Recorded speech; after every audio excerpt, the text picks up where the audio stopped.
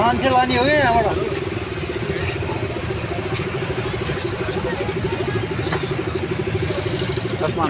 अप्ठ्यारको टोलीले तपाईँले केही भन्नु छ केही भन्नु छ तपाईँलाई कसले हालेको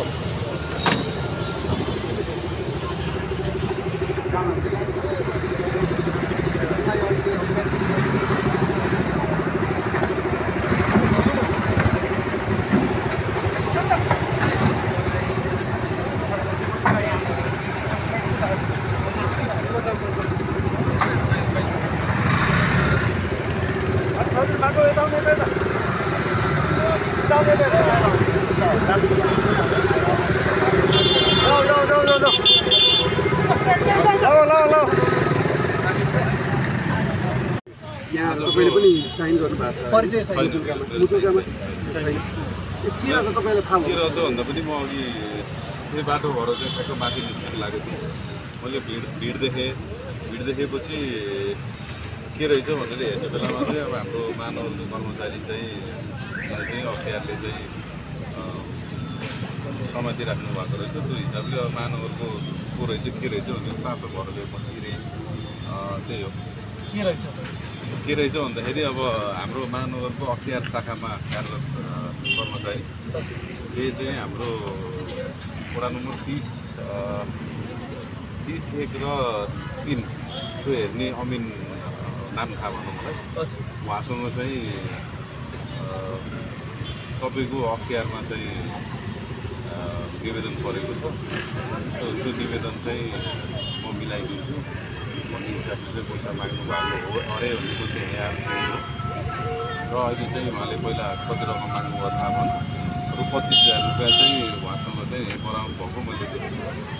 जस्तो तपाईँ पनि जनप्रतिनिधि हुनुहुन्छ यो वडाको नभएर पुरा 4 जनप्रतिनिधि बेला बखतमा यसरी महानगर कर्मचारी पटक पक्रिन्छ पक्राउ पर्छ तर केही समयमा निस्केर फेरि चाहिँ उही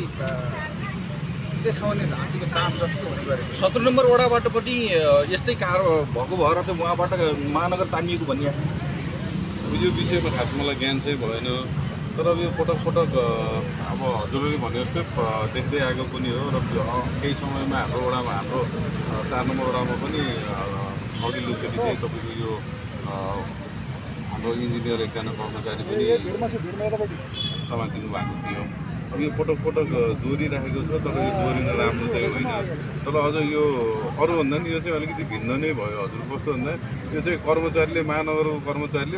कर्मचारीसँगै मागेको भयो चाहिँ यो पनि अझै कर्मचारीसँग पनि तपाईँको कर्मचारीले घुस माग्छ भने अब अरू सेवाग्राहीलाई चाहिँ अब के होला भन्ने प्रश्न चिन्ह चाहिँ यहाँ पनि छ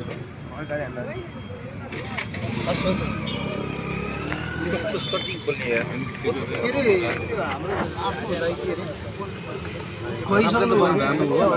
मलाई फसाइदियो तिमीले बेला नै यही हो